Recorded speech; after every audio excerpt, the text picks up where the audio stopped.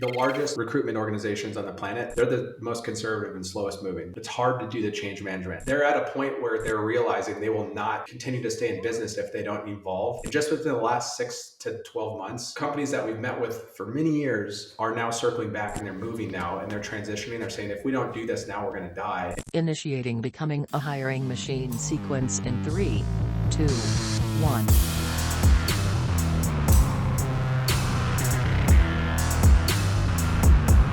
Hey everyone, it's Sam Keenley, and welcome back to Becoming a Hiring Machine. This is the show dedicated to fixing recruitment by going beyond saying what needs to change and instead teaches you how to make that change. Today, we've got a phenomenal mic drop ahead of us I'm excited to get into, but before we do, just want to tell you a little bit about the show. Essentially, we have shows within the show. Some days we have interviews with industry thought leaders and others who are shaking up the space, while other days we cover things like trending topics, items that recruiters are talking about or will be very soon and what those mean for them. Every Tuesday, we have a Tactical Tuesday episode where we go deep on how to do something that's going to help you drive better results in your day-to-day. Every once in a while, we open it up for Q&A. Listeners can drop in questions they'd like to hear us take on, so send those to us at podcast@loxo.co. And every now and then, like today, you're going to hear a mic drop episode from Matt where he shares something that he's been thinking about within the recruitment space and thinks you should know. All right, so to tee up the episode for today, I'm excited for it because Matt is not going to pull any punches. You have a strong and unique point of view on a piece of software, recruiting software specifically, that's, I'd say it's pretty near and dear to a lot of recruiters' hearts. It's the ATS. So without me giving anything away, tell me a little bit about what that vision looks like to you. Yeah, thanks, Sam. I'm excited for this one as well. Obviously, I'm very opinionated and passionate about this. It's a big reason why we exist. But so the ATS, how many of you in recruitment have heard that question before? What's your favorite ATS? Or, we've heard it for decades, and everyone hates their ATS, right? But in our opinion, a legacy ATS, it won't even exist in 5 years. That's a bold, bold, bold statement, isn't it? And so what's happened is we've been saying this for a while, but you're starting to see the seeds come to fruition, and we'll talk about what we've seen. But what I often talk about when I walk people through this is you go kind of through three different kind of stages, and you go from desktop software, which was circa SaaS platforms, and everyone would download like TurboTax, right? You go buy it at like Best Buy, and install it on your computer, and that was software, right? That's how it was built back in the day. And then you go to the cloud, and that's kind of Web 1.0. And every SaaS industry, early on, you built like workflow. This is the system of record for each and every industry. So like accountants use QuickBooks, right? Sales professionals would use Salesforce or their flavor of CRM. And so what happens is those industries were kind of the original one, and they had clunky UIs and horrible UX and single page apps with fields everywhere. It looked like Microsoft DOS, right? That's Web 1.0. And what happened is in the ATS world, all of a sudden there were these new companies that popped up, phenomenal companies, right? Led by great ones. And you kind of go through Web 2.0. And on the in-house side, there was like Greenhouse. You can even argue like some YC companies like Lever, really good UIs, UX, right? Great platforms. On the agency side, there are some early ones, but because agency is like a boutique-ish industry, much smaller TAM, you have some companies pop up, and they were just built by like ex-staffing leaders, and it was a simple ATS. That's Web 2.0. And what we've always wanted to build, and we've talked about early on, was what we call Web 3.0. Of course, you're going to have a more modern UI. Of course, you're going to have a more modern UX. It's going to look great, but you're going to incorporate data and AI. AI is a huge part of it. You cannot have AI without data. And we'll talk a little bit further about this, but this is not just going to happen in the recruiting world. It's already happening or starting to happen in every single SaaS vertical space. And it's going to get rid of the original Web 1.0 and 2.0. They won't even exist. We'll talk more about why and some examples and how that all works. But that's the premise of it's just an evolution of technology in general. Okay.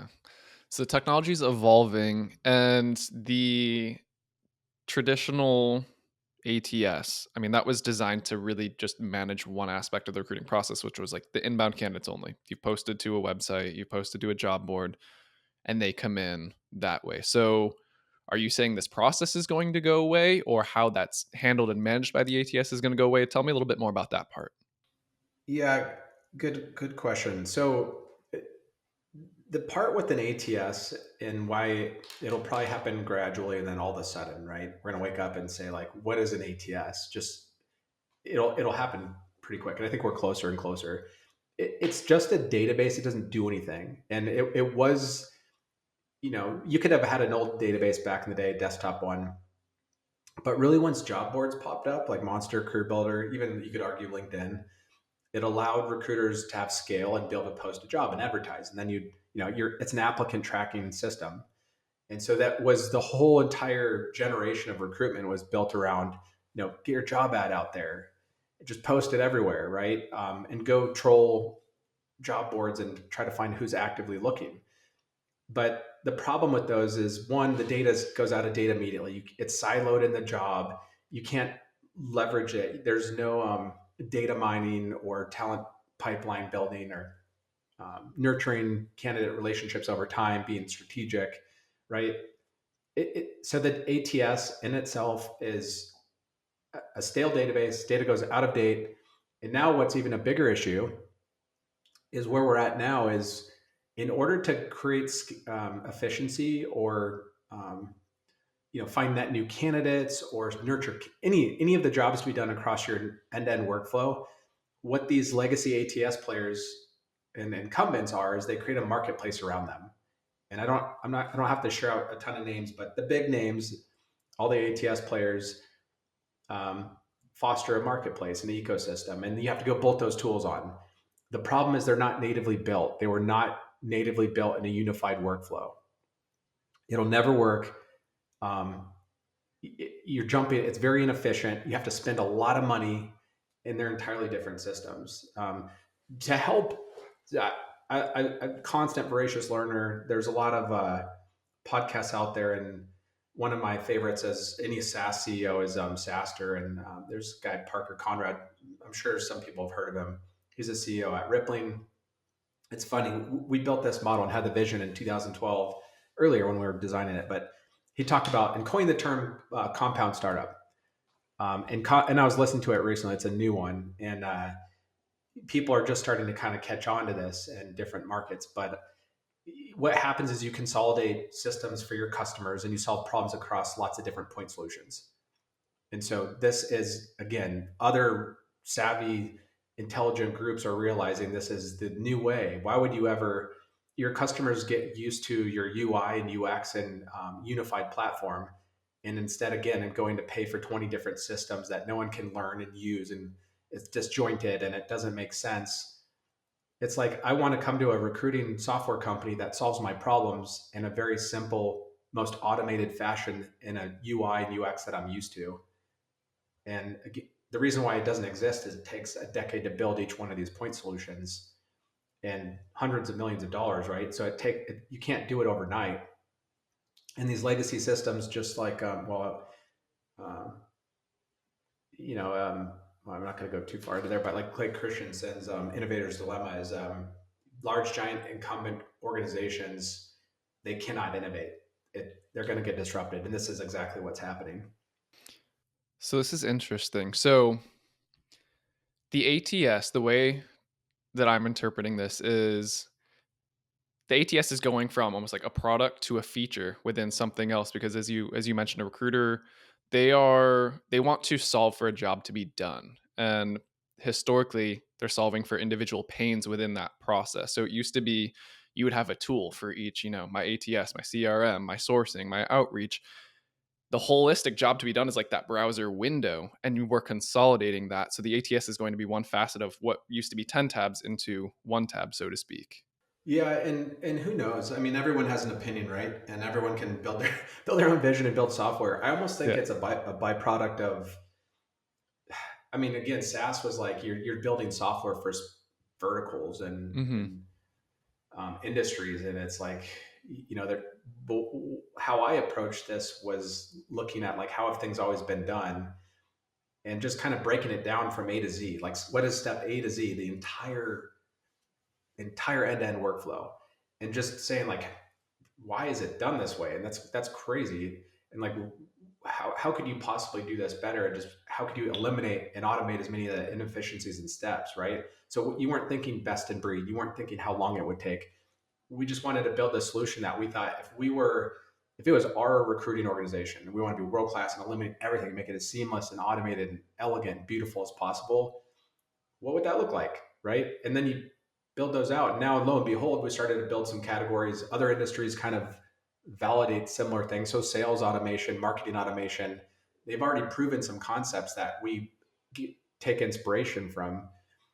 And so it's not like some of these are entirely new ideas and innovations just to recruitment, but now the industry is starting to learn more. You have more sophisticated people coming in that get it from other industries, and thank God there actually are best in breed companies that help educate the market on the value of how important these things are. And they'll go, hey, here's our best in breed solution sourcing tool or email drip tool.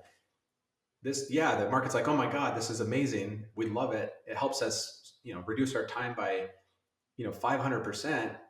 But now we need to integrate it with our legacy ATS, and that's been a nightmare. Oh my God. And then we have to integrate this other tool and import and export CSVs and hire 5 other employees to manage it. That's what's happening, right? And yes, the ideas and concepts, everyone's getting it, but now they're like, wait a second, we're going to consolidate, we're going to get rid of all this garbage, and or they go to their existing vendors, like their point solutions, and say, hey, can you go build an ATS CRM? And they're like, oh, of course we can. Um, do you have 10 years and Series C and $250 million? Maybe not, right? It's not easy, and it's the challenge, but we're confident this is where it's going. It's happening, and we've seen it happen over the last 10 years, and now it's really, really accelerating. Yeah. So the market's evolved. The platforms are now trying to keep up, and that's where you're seeing this breakdown of the ATS is it's not keeping up with what's needed in the current state of recruitment. So you've laid out, 5 years it might be gone. It's really easy to say it's going to go away. Well, what's the future look like then? What does that replace? What does that mean for the process, the workflow? I guess I'll open up for you for like, what's that secondary part of that look like? Yeah, there, you know, how can I sit here and say that I know an entire industry is going to completely transform and change, but it's going to, and it's already happened. I can tell you 5 years ago, some of the biggest global executive recruiting firms, right? They would build their own platform, and they spent a lot of money on it. And a lot of those that have tried or they've stayed on old systems. I mean, you have like Billstone File Finder, you have Deskflow, you have Clue and Encore, you have all these systems, and we're not talking on the enterprise side, even on the HRS side, like Workday, SuccessFactors, Oracle. Oracle used to have 87% of the market share. Now it's hyper fragmented. What's happening though is, irregardless, all of these, the largest recruitment organizations on the planet, they're the most conservative and slowest moving. It's hard to do the change management. They're at a point where they're realizing they will not continue to stay in business if they don't evolve. And just within the last 6 to 12 months, companies that we've met with for many years are now circling back, and they're moving now, and they're transitioning. They're saying, if we don't do this now, we're going to die. And the reason why is all of their legacy vendors are literally retiring, or they're going out of business because so many customers have churned. They're not investing in it. They finally realize, they keep saying things are coming, or some of our competitors that are traditional ATSs are trying to keep up. And before they laughed at us, they're like, what is Loxa trying to do by offering all these different things in one? Their customers have validated that's what they want. They've tried to add it and build it, and it's not obviously working. So, customers are no longer patient to stay with their traditional ATS. They realize they've just fallen way too far behind. So the acceleration of and transition from the old world to the new way, and the workflows in the workflows are relatively the same. It's not reinventing the recruitment wheel, but there's a much more efficient and simple way to do things and automate the steps. So, there definitely is going to be a new way of doing things. And I think that'll evolve as well, just with the tech, just like you see with GPT and generative AI. You'll have in my opinion, the future of recruitment, especially on the agency side and search firms, you'll look much more like a tech company, and it'll even create really exciting new opportunities where it'll move people further up the value chain. You'll be more of a talent advisor. You'll have a seat at the table with your clients. Be more an advisor. You got to do more fun stuff, working with not just the candidates, but advising for the clients and TA teams, but also for the day-to-day ICs, they'll be able to, even like having roles where you help build out campaigns and templates for your whole organization to get better, open and reply rates. And how do you use AI systems to create scale for every other one of your team members, right? Just lots of really exciting roles that don't even necessarily exist are going to evolve. Yeah, it's going beyond the admin just checking boxes to being intelligent about it. How do we do better with the things that we're doing? How do we get smarter? How do we do it more effectively? So that's exciting. Hopefully, fingers crossed. I think that's definitely gonna come through. So any other last parting thoughts that you wanna drop into this? Nope. I'm just excited for this one to age, and 5 years from now, yeah, but we've been at it for a while. We see it, but I can't wait 5 years from now if our hypothesis comes true, and we're definitely going for it. We see it, so yeah, I don't think it'll exist. Maybe for the vast majority of it, it'll be I think 5 years, but some of the bigger ones they'll evolve and figure it out. But let's say what 2030, the ATS will not exist. I'm setting a reminder in my phone. Text Matt, see how that goes. Send this Spotify, Apple Podcast episode and see how that lands. So perfect. Well, this was fun. I know you've been talking about this topic a lot, so I thought it'd be good to get this conversation out and hear what people think of it, how they approach it, and also just get them thinking about how they are or aren't evolving with everything. So appreciate you joining the show as always. I love it when you share these types of thoughts and really get people thinking a little bit outside of their day to day into the bigger picture. So as we wrap, Becoming a Hiring Machine is a production of Loxo. You can find all the show notes in the description of your favorite podcast streaming platform, as well as on our website, loxo.co/podcasts. We do have full video episodes available on YouTube as well, if you do want to stream those that way. Questions for us, send those to us, podcast@loxo.co. If I say Loxo one more time, I might just have to go get a scratch off because we've said it way too many at this point. So, all right, everyone, that is the show. This was a great mic drop with Matt. Until next time.